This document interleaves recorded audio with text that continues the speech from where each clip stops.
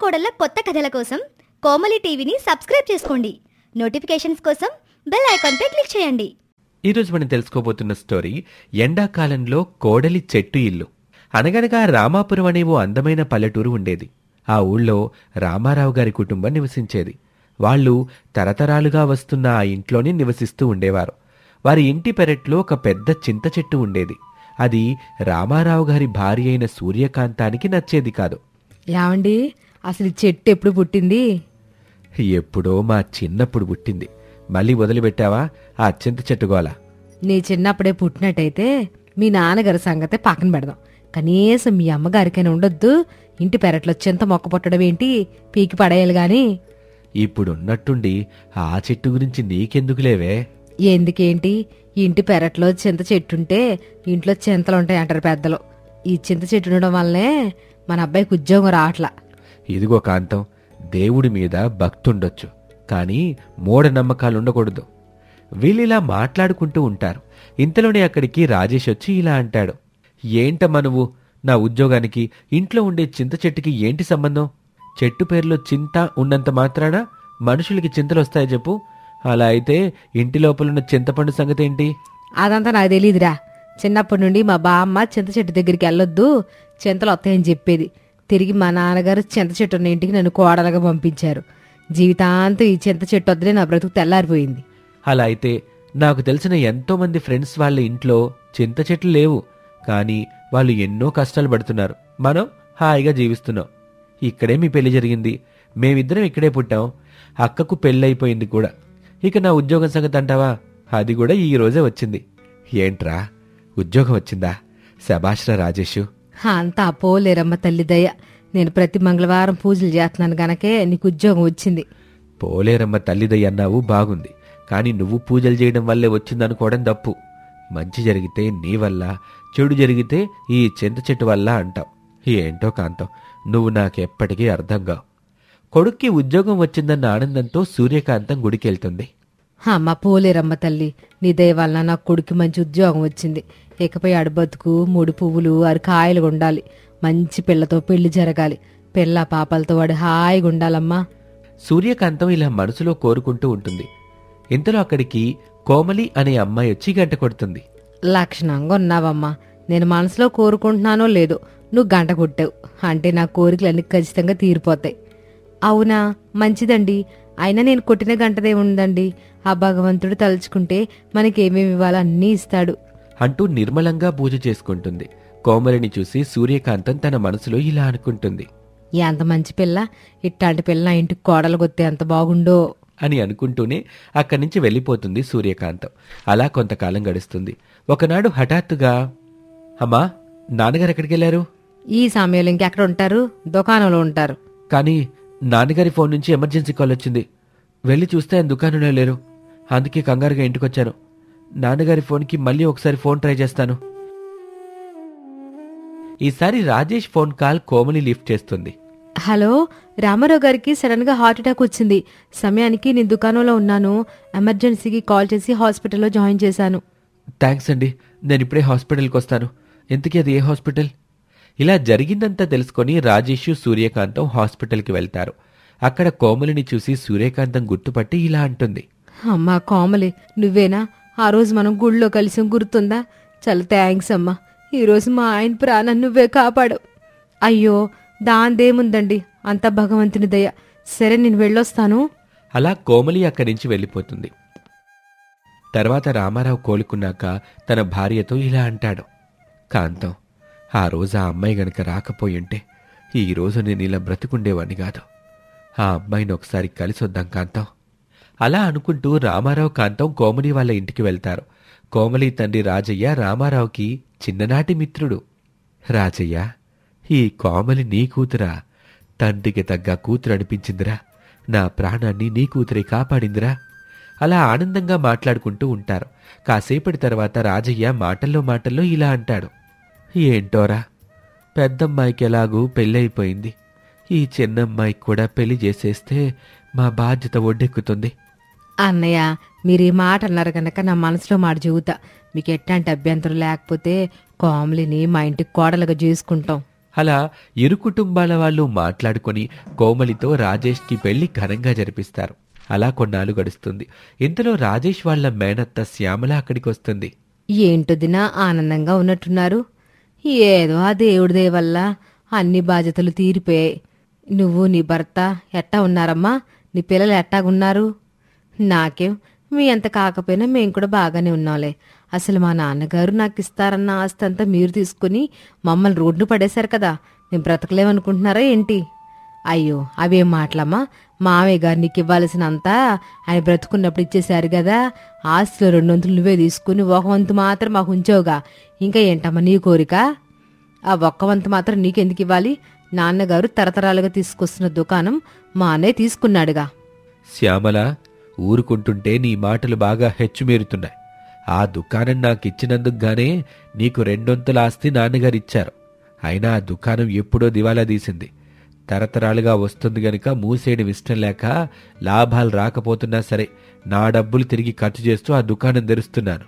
అదంతా నాకు అనవసరం. ఆ దుకాణం ఉన్న చోట ఇప్పుడు కోట్లు పలుకుతున్నాయి. ఆ దుకాణం ఎత్తేసి ఆ చోటు నాకు ఇచ్చేసి, లేదంటే నీ ఆస్తిని నీ కొడుకు ఉద్యోగాన్ని అన్నిటిని నాశనం చేసేస్తాను. నీకు చేతనైంది చేసుకో. నేను న్యాయంగా ఉన్నాను. ఆ భగవంతుడే నన్ను కాపాడతాడు. తన అన్నయ్య అలా అనేసరికి శ్యామల కోపంతో ఇంటికి వెళ్ళిపోతుంది. పట్నంలో పేరు పలుకుబడి ఉన్న తన భర్త సహాయంతో రామారావు కుటుంబాన్ని రోడ్డుకి ఈడుస్తుంది. నాన్నగారు, నా ఉద్యోగం పోయింది. అసలు ఎందుకు ఇలా జరిగిందో నాకు అర్థం కావట్లేదు. మొన్న మన మేనత్త వెళ్ళొచ్చినప్పటి నుంచి మా బాస్ నీకు శ్యామల గారితో ఏంటి గొడవ అని అడుగుతున్నారు. మా మేనత్త అని చెప్పినా కూడా నమ్మటం లేదు. ఈరోజు నన్ను ఏ కారణం లేకుండానే ఉద్యోగం నుంచి తీసేశారు. మనం ఇంటిని ఆస్తినంతటిని జప్తు చేస్తున్నట్టు గవర్నమెంట్ నుంచి ఆర్డర్ వచ్చింది. మనమేదో ఇల్లీగల్ యాక్టివిటీస్లో పాల్గొన్నామని అంటున్నారు. పొద్దున్నే పోలీసులు కూడా వచ్చి వెళ్ళారు. మనల్ని రేపటి కల్లా ఇల్లు ఖాళీ చేయకపోతే స్టేషన్లో పెడతామని బెదిరెత్తన్నారు. ఇదంతా ఆ మహాతల్లి చేసిన ఘనకార్యమే. ఒకే కడుపున ఇద్దరం పుట్టాం. కానీ ఎందుకో తెలియదు, దానికి నేనంటే ఎంత పగ. చిన్నప్పుడంతా బాగానే ఉండేది. పెళ్ళయ్యాకే మనిషి పూర్తిగా మారిపోయింది. తన భర్త ఎలా చెప్తే అలా నడుచుకుంటుంది. సరేనన్నా, పోలీసుల నుంచి కూడా మనకి బెదిరింపు కాల్స్ వస్తున్నాయంటే మనం ఖచ్చితంగా మన ఇంటిని ఖాళీ చేయాల్సిందే. కానీ మనం భయపడాల్సిన అవసరం లేదు. మన దగ్గర ఆస్తికి సంబంధించిన పత్రాలన్నీ సరైనవి. దీనికోసం నేను ఎంత దూరమైనా వెళ్తాను. అవసరమైతే సుప్రీంకోర్టుకైనా వెళ్దాం. అదంతా సరే గాని ఇప్పుడు మనం ఎక్కడ ఉండబోతున్నాం? రోడ్డు మీద. ఎందుకత్తయ్య, మనం మా అమ్మ వాళ్ళ ఇంటికి వెళ్దాం. అలాంటి దుస్థితి నాకు నేను బ్రతకుండగా రాకూడదనుకుంటున్నాను. కానీ ఈరోజొచ్చింది. ఏంటో భగవంతుడా. అలా రామారావు అనేసరికి ఆ కుటుంబం వాళ్ళంతా కూడా బాధపడుతూ ఉంటారు. ఇంతలో కోమలికి ఒక ఆలోచన వస్తుంది. మావయ్య గారు, ఈ చెట్టు ఎవరు నాటారు? నా చిన్నప్పుడు మామిడి పండు తిన్న టెంక నేనిక్క నాటానమ్మా. అయితే ఈ చెట్టు మీకే సొంతం కనుక నా దగ్గర ఒక అద్భుతమైన ప్లాన్ ఉంది. మనం వీళ్ళింటికి వాళ్ళింటికి వెళ్లి తలదాచుకోవాల్సిన అవసరం లేదు. ఈ చెట్టునే మన ఇంట్లో మార్చుకుందాం. ఏమండి, ట్రీ హౌస్ అని చిన్నప్పుడు చెట్టు కొమ్మల్ని ఆకుల్ని ఉపయోగించి చెట్టుపై ఇంటిని కట్టుకునేవాళ్ళం. ఇంత విస్తారమైన చెట్టు పైన మనం ఖచ్చితంగా తలదాచుకోగలం. నన్ను నమ్మండి. నాకు కాస్త సహాయం చేస్తే మనం న్యాయ పోరాటం చేసి మన ఇంటిని తిరిగి సాధించే వరకు ఈ చెట్టు ఇంట్లో మనం ఉండొచ్చు. ఏం చేయాలో ఎలా చేయాలో నువ్వు చెప్పుకోమలి. నాకు వీలైనంత వరకు నేను సహాయం చేస్తాను. అలా కోడలు కట్టిన చెట్టు ఇంట్లో సూర్యకాంతం దంపతులు తలదాచుకుంటారు. రాజేష్తో పాటు కోమలి కూడా ప్రభుత్వ ఆఫీసుల చుట్టూ తిరిగి కోర్టు మెంట్లెక్కి మరీ తన ఇంటిని సాధించుకుంటుంది. ఇంతలో శ్యామల భర్తకు ఆరోగ్యం బాగోలేకపోతే రాజేషే దగ్గరుండి రక్తం ఇచ్చి మరీ తనని కాపాడుతాడు.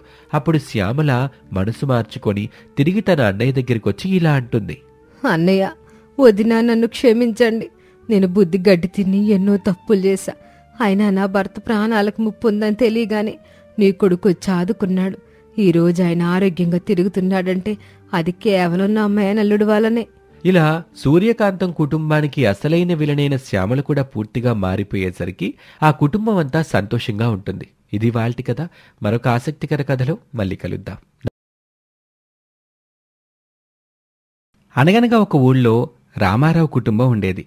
రామారావుకి భార్య సూర్యకాంతం, పెద్ద కొడుకు రమేష్, పెద్ద కోడలు కోమలి, చిన్న కొడుకు నరేష్, చిన్న కోడలు చాందిని ఉండేవారు. ఒకరోజు కాంతం, అమ్మా చాందిని, ఈరోజు వంట చాలా బాగా చేసావు. మీకిష్టమైన కూర కదత్తమ్మా, అందుకే బాగా చేశానత్తమ్మా. ఈ వంట చేసి నేర్చుకో కోమలి. అసలు నీకన్నా చిన్నది చాందిని. అయినా వంట చూడు ఎంత బాగా చేస్తుందో. చూడు, నీకు పెళ్ళి ఎన్నేళ్ళైనా సరే వంట చేయలేకపోతున్నావు. పోనీలే అత్తమ్మ, ఇప్పుడేమైంది? నేను వంట చేస్తున్నాను కదా, అక్క సాయం చేస్తుంది పనుల్లో. నాకు కూడా వంట చెయ్యాలని ఉందత్తమ్మా, కానీ ఏం చేయను? ఎంత ఇంట్రెస్ట్ పెట్టి వంట చేసినా సరిగ్గా రావట్లేదు. ఇంతలోనే అక్కడికి నరేష్ వస్తాడు. నువ్వు ఊరుకోవద్దునా? ఈ చాందిని వంట తిని తిని నోరు గడ్డైపోయింది. ఏం బాగా చేసింది చాందిని? చాందిని ఎక్కడ ఫీల్ అవుతుందోనని భయపడి మమ్మ అలా చెప్తుంది అంతే. అవును, మరి బాగుంది బాగుందని రోజు తింటున్నారు కదా బాగా, మళ్ళీ ఇప్పుడు బాలేదని అంటున్నారు. వదినా, నువ్వే రేపటి నుంచి వంటలు చేయి. చాందిని వంటల మీద నువ్వు మించిపోవాలి. కోమలి సరే అని నవ్వుకుంటూ ఒప్పుకుంటుంది. అలా కొన్ని రోజులు గడిచాయి. ఒకరోజు శాంతమ్మ సూర్యకాంతంతో ఇలా అంటుంది. ఏంటి కాంతం, ఏం చేస్తున్నావు? నువ్వు ఇటు రావడానికి కారణం ఏదో ఉంటదిగా. కారణం లేకుండా నువ్వు మా ఇంటికి రావుగా. అదేంటి కాంతం అలాగంటున్నావు? ఇంతలోనే అక్కడికి వచ్చిన కోమలి, కాఫీ తీసుకోండి. అమ్మా, నువ్వేనా కాఫీ పెట్టింది? కోమలి ఎక్కి కాఫీ పెట్టింది, ధైర్యంగా తాగండి. అమ్మ చాందిని, ధైర్యమా? ఆ ధైర్యం ఎప్పుడో పోయింది. కొన్ని రోజుల క్రితం మీ ఇంటికి వస్తే మీ కోమలి అక్క ఏం చేసిందో తెలుసా? కడుపులో ఎలకలు తిరుగుతున్నాయి, వంట అయిపోతే వడ్డించమని అడిగాను. దానికి మీ కోమలి రసంలో ఎలకల ముందు కలిపింది. ఏదో నా ప్రాణం గట్టిది కాబట్టి బతికిపోయానమ్మా. లేకపోతే నా ఫోటోకి దండేసి ఎన్ని రోజులు అయ్యేదో. అన్ని రోజులు అలా ఉండవు కదా శాంతమ్మ గారు.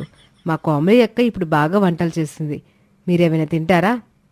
అమ్మా, అంత భాగ్యం నాకు అవసరం లేదులే అమ్మా, నాకు పని ఉంది, నేను తొందరగా వెళ్ళాలి. అలా శాంతమ్మ గబగబా బయటకు వెళ్ళిపోతుంది. శాంతమ్మ వెళ్ళిపోగానే సూర్యకాంతం, కోమలి, చాందిని ముగ్గురు నవ్వుకున్నారు. అదేం చాందిని, నువ్వు కాఫీ పెట్టి కోమలి పెట్టిందని చెప్పావు. మన కోమలి అక్కకి చిన్నతనం జరిగితే ఎలా చెప్పండి అత్తమ్మా? మీరు ఎప్పుడు ఇలా కలిసి ఉండడమే నాకు కావాలమ్మా. అలా మరికొన్ని రోజులు గడిచాయి. ఒకరోజు నరేష్, చాందిని ఇద్దరూ నిద్రపోతూ ఉండగా, మన ఇంట్లో ఏవో శబ్దాలు వస్తున్నాయి, వెళ్ళి చూడు చాందిని. చాందిని వెళ్ళి చూసొస్తుంది. ఎవండి, ఇలా రండి. ఎక్కడికి చాందిని? రండి చూపిస్తాను. అర్ధరాత్రి సమయంలో వంటగదిలో ఏం చేస్తుంది వదినా? మీకు కనిపించట్లేదా? తింటుంది. అదే, ఇలా దొంగతనంగా ఇప్పుడు తింటవేంటి? ఉండండి, అడిగొస్తాను. వద్దొద్దు, పాపం ఎంత ఆకలిగా ఉందో, ఈ సమయంలో తింటుంది, తినని. నరేషు, చాందిని ఇద్దరూ వెళ్ళి పడుకుంటారు. అలాగే మరుసటి రోజు కూడా రాత్రి సమయంలో ఏవేవో వంటగదిలో నుంచి శబ్దాలు రావటం విని మళ్లీ నరేషు, చాందిని వెళ్ళి చూశారు. ఇలాగే ఒక వారం రోజులు చూశారు. కోమలి అర్ధరాత్రి లేస్తూ ఉంటుంది, తింటూ ఉంటుంది. ఒకరోజు ఉదయం ఎవరో తలుపు కొట్టినట్టుగా ఉంటే, వెళ్ళి చూడమ్మా కోమలి అంటుంది సూర్యకాంతం. ఎవరమ్మా వచ్చారు? ఇంటికి కావలసిన సామాను ఆన్లైన్లో ఆర్డర్ పెట్టాను, అవి వచ్చాయత్తమ్మా.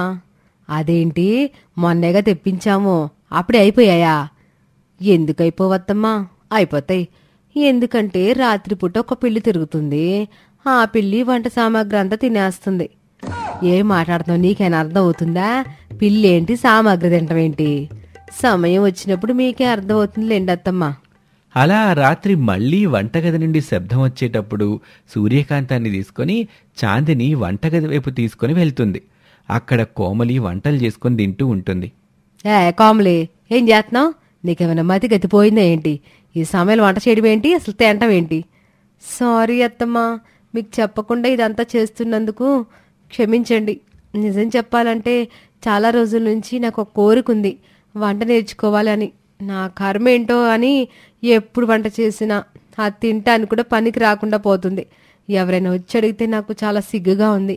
ఇంటికి పెద్ద కోడలు నీకు వంట రాదని హేళన చేస్తున్నారు. వాళ్ళందరూ మాటలు పట్టించుకోబాకని చెప్పానుగా, ఇంతకుముందు చెప్పానుగా. నిజమే అత్తమ్మా, అలానే అంటే నేర్చుకోకుండా ఉంటామా ఏంటి? అందుకే వంట చేసి ఆ వంట టేస్ట్ని నేనే చేసి బాగుందో లేదో చూసుకొని ఇంకా కొత్త కొత్త వంటలు నేర్చుకుంటున్నాను. నువ్వు చెప్పింది నిజమే, కానీ ఉదయం కూడా చేసుకోవచ్చు కదక్కా. ఉదయం చేస్తే ఒకవేళ వంట పాడైపోతే నీకెందుకు, మేము ఉన్నాం కదా చేస్తామని నువ్వు అత్తమ్మ ఇద్దరు కలిసి నన్ను వంటగదికి కూడా రానివ్వరు కదా, అందుకని ఈ సమయంలో చేస్తున్నాను. అలా మరికొన్ని రోజులు గడిచాయి. కోమలి మరింత బాగా వంట చేయటం ప్రారంభించింది. ఎంతగా అంటే సూర్యకాంతం చాందిని కన్నా బాగా వంటలు చేయడం నేర్చేసుకుంది. అమ్మా, ఎవరు వంట చేశారు? ఏమి నరేష్, వంటలు బాగోలేవా? సూపర్గా ఉన్నాయి వదినమ్మా. ఇలాంటి వంటలు ఇంతకు ముందెప్పుడు మన ఇంట్లోనే తినలేదు నేను. ఎవరు వండుంటారు చెప్పండి? చాందిని, నువ్వా? చాందినికి అంత సీన్ లేదులే అన్నయ్య, అమ్మ వండుంటుంది. నేను వంట బాగా చేయను కదా, ఈసారి నిజంగా వంట బాగా చేయకుండా బలవంతంగా తినిపిస్తాను, చూడండి. అంత పని మాత్రం చెయ్యొద్దు చాందిని, నాకు ఇంకొన్ని రోజులు బ్రతకాలనుంది. చూడండి అత్తమ్మ ఎలా ఏడిపిస్తున్నారో. మీ గోల ఆపండ్రా బాబు. ఈ వంట మీ వదినే స్వయంగా తన చేత్తో చేసింది. ఏంటి, ఈ వంట కోమలి చేసిందా? వదినమ్మా అని రమేష్ నరేష్ ఇద్దరు షాక్లో ఉంటారు. ఏం నా వంట బాగోలేదా? ఇంకెప్పుడు వంటలు అయితే. వదినమ్మా, నీ వంటలు సూపర్. ఇక నుండి నువ్వే వంటలు చేయాలి. ఇంట్లో అసలు నీకు వంటలు రావు గదా, అయినా ఇంత బాగా ఎలా చేస్తున్నావు? మీ వదినమ్మ రాత్రి టైంలో ఏం చేసేదో మనిద్దరం చూసాం కదా. గుర్తుంది. అయితే ఇప్పుడు నాకు అర్థమైంది. ఆ సమయంలో వంట చేసి తన వంట తనే తినేది కదా. అవును నరేష్. ఇంకెందుకు, మా వదినమ్మకి ఒక టైటిల్ ఇచ్చేద్దాం. ఏంటి ఆ టైట్లు? వదినమ్మ అర్ధరాత్రి వంటలా? అలా కుటుంబం అంతా సరదాగా నవ్వుకుంటారు. ఇక కొన్ని రోజులు గడిచాయి. ఒకరోజు నరేష్ సూర్యకాంతంతో ఇలా అంటున్నాడు. అమ్మా, మనం ఒక షాప్ పెట్టబోతున్నాం. ఏ షాపురాది? వదినమ్మ అర్ధరాత్రి వంటలు అని. నీకేమైనా పిచ్చా నరేష్? ఈ సమయంలో జోకులేంటి?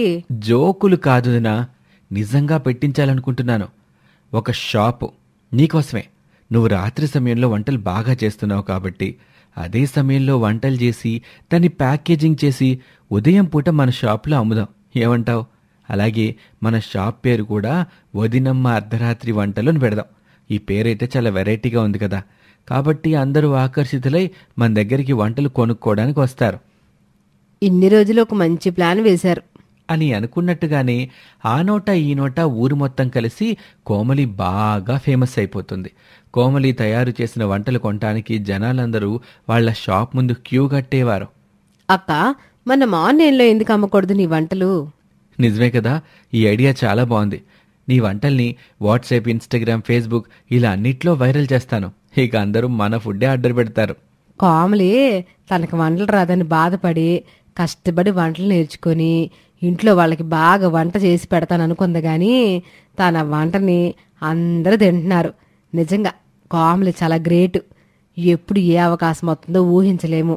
మనం మన పనిని ప్రేమతో చేస్తే అదొక రోజు విజయాన్ని తీసుకొస్తుంది. కొన్ని నెలల తర్వాత కోమలి తన ఇంకో సొంత హోటల్ని ప్రారంభించింది, వదినమ్మ వంటలు అని. మొదట కుటుంబానికి మాత్రమే తెలిసిన రుచి ఇప్పుడు గ్రామం, పట్టణాల వరకు విస్తరించింది.